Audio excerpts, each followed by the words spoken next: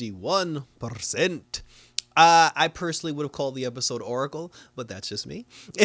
In this particular episode, it takes place from the last one where after Jason Todd had got the goons, like hopped up on the non-fear toxin, and they went and they killed Tim Drake's daddy.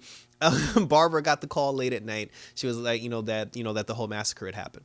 So she contacts Dick, and her and Dick basically team up, and they go down to investigate the whole thing, because now they're at a point where they need to stop Crane, because Crane, he's like wreaking havoc, and now he's trying to mass produce, like this non-fear toxin, so he actually needs to be taken down like ASAP. Jason goes to talk to Crane, and Crane was just like, oh, I know what you did. And then he was like, oh, you're not mad that I stole your shit? And then he was just like, no. He was just like, I'm not the Batman. And then, and then Jason's just like, well, I'm going to go kick Grayson's ass. So let me get some of this fear toxin so I can soup up. Plus, he said that the mob was angry. So he takes a whiff of the toxin. And then when he takes it, he starts choking, and then he passes out on the floor. And then, like Crane said, he was like, I'm not the Batman. And he was actually mad at Jason, because he took Jason and he tied him up, because he's just like, yo, you're crazy and you're out of control. And now I got to put you, he's like, you're still afraid of Dick Grayson. So now I got to do bigger experiments on you to make sure that your fear goes away once and for all. Because he was like, yo, I ain't standing for this bullshit. So, so he's got Jason tied up, and then he ends up going after the mob himself.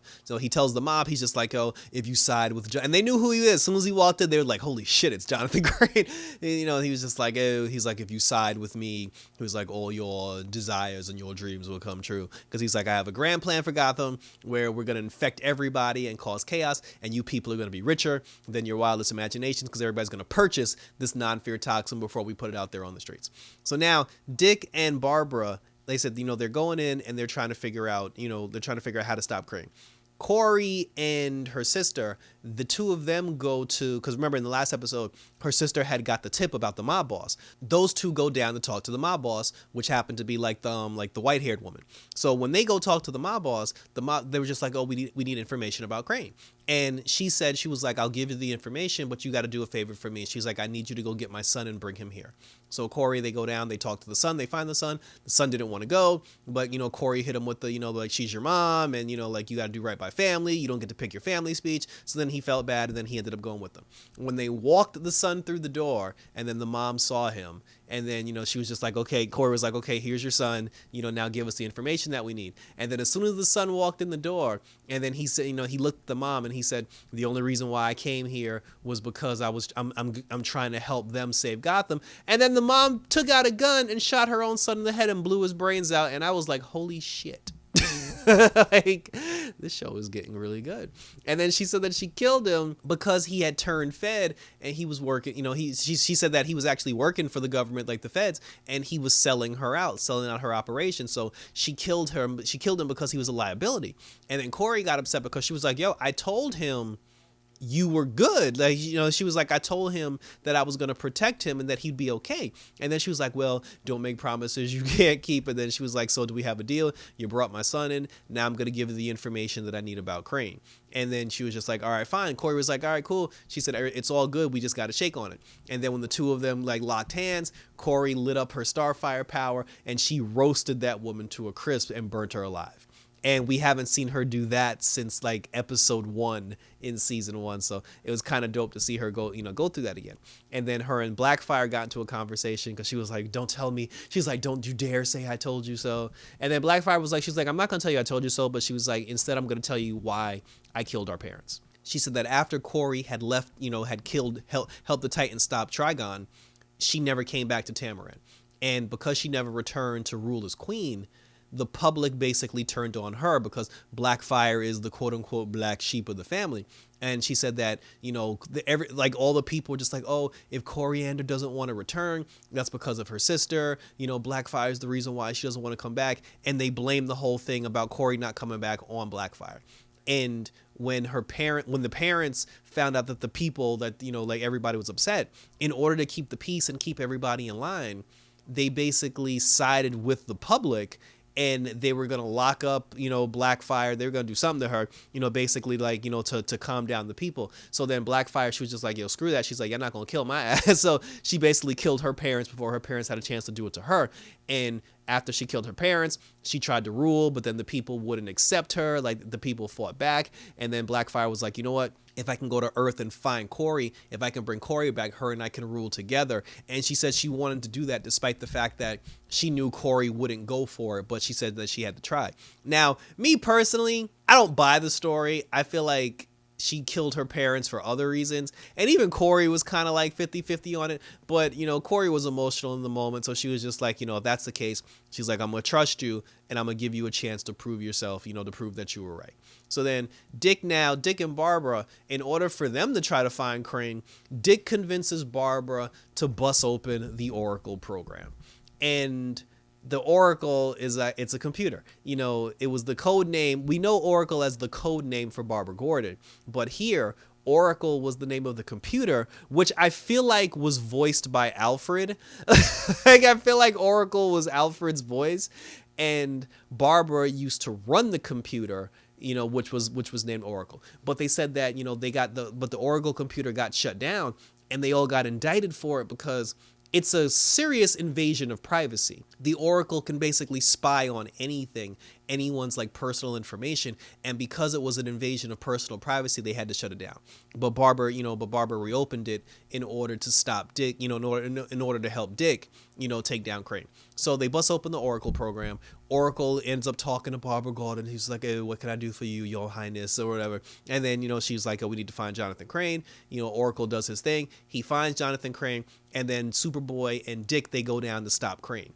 When they get down there, there's a van. And then when they open the van, there's a guy in the van who's all taped up, and there was a sign that said, save me, Dick Grayson, but there wasn't enough time. And then Superboy grabbed Dick and threw Dick out of the way before the car exploded, and the car exploded and the guy died. Barbara now, she got all upset because at that point they realized Crane had hacked into the Oracle program. Because in the last episode, when Lady Vic took the face imaging scan of Barbara Gordon, the whole point of taking that facial scan was so that they can get into the Oracle program and they can trick Barbara. So then after that, Barbara got upset because she was just like, oh, Oracle wasn't meant to be used this way. And then she got mad, and then she asked Oracle, she was like, how do I destroy you?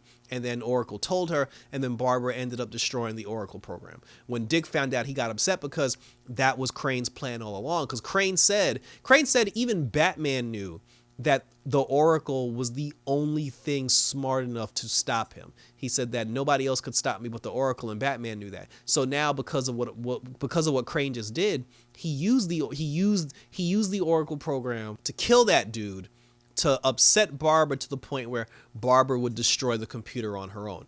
And now that Barbara destroyed the computer, there's nobody smart enough who can take down Crane and stop Crane's plan. So then Dick got mad, and he was just like, oh, this is our only chance to stop Crane. And then Barbara got mad at him. The two of them got into it. And then at the end, Barbara was just like, look, the two of us combined, we can outthink Crane. We're smarter than Crane. So she was like, let's just come up with something on our own and then screw it. So the two of them go down, like, they end up doing their thing. They contacted Corey. They got information from Corey because after Corey had killed the mob boss, her assistant was still there. So they ran up on the assistant, and he gave them the information that Crane was going around collecting Freon because he was trying to mass produce this whole thing. So then they were just like, okay, so we got to find a place that has like huge amounts of Freon. We got to find a place that's using like certain levels of electricity. So they find out where Crane is. They all put their heads together, and then they get his location. So they all suit up, and they're going down there to stop Crane. Starfire, she ended up giving her sister a chance. She was just like, listen, I'm going to give you a chance to prove yourself. And then she gave her some Tamaranian technology, like 2 gauntlets. And then once she put the gauntlets on, like the Blackfire costume, like nanoteched itself on its way to Blackfire. And now Blackfire has her costume, and she's going out there to join the Titans and be a hero. And I feel like that was Blackfire's plan all along, to get that technology from Corey, because Blackfire was telling Superboy, she said that she wasn't born with the power of Starfire. Like, she doesn't have the power of Starfire. And that's why she was the black sheep of the family. But I feel like now that she has those gauntlets, she can use those gauntlets to get the power, or to channel it in a way where she can like fabricate Starfire power. So I feel like the gauntlets were her end game. And now that she has the gauntlets, look out for Blackfire to turn heel, to turn villain and turn on Corey probably in like the next episode. Now, there was a moment where when they said that they got to go find Victor Freeze, because of the Freon, because Crane needed so much Freon that Mr. Freeze was the only person that had that much Freon. And then Barbara kind of felt some kind of way because Mr. Freeze is the one responsible for killing Jim Gordon. But that never turned into anything, but they did put the camera on her to show her that she was like a little emotional about it. But again, so they go down there, they bust up the operation, they stop Crane. When Crane realized that the Titans were here, he was just like, no, my plans, and then he ended up cutting Jason loose, and then he put Jason in the back of the van, and then he drove off with Jason, and then he was like, oh, I'm gonna brainwash you even more. Like, basically now he's gonna brainwash Jason to have Jason fully under his control. Now that the Titans had stopped his plans, he's on a full all-out assault to try to take down the Titans now, but he's going to use Jason to do it because he knows that's like personal to everybody. And then like the team, they were back at Wayne Manor. Everybody was celebrating. They were, like a job well done. They finally got that shit off the streets. And then, Barbara ends up going into Dick's room. Dick followed her, and then the two of them, well, you know what happened. And then, and then after that, and then Gar left. Gar's the only person on the team right now that still feels that Jason can be redeemed and Jason can be saved. So he went into Jason's old room and he was trying to look for clues. He found a clue. It was a letter. Because remember the girl when we had the Jason Todd flashback episode, there was a girl who was friends with him, that ended up, that's the one where he busted in the room, and then he was just like, oh, stay off the streets or don't be friends. We all know the girl from Agents of S.H.I.E.L.D. who was in season 5 and whatever. So I just can't remember her name. So he found a letter that Jason had wrote to the girl.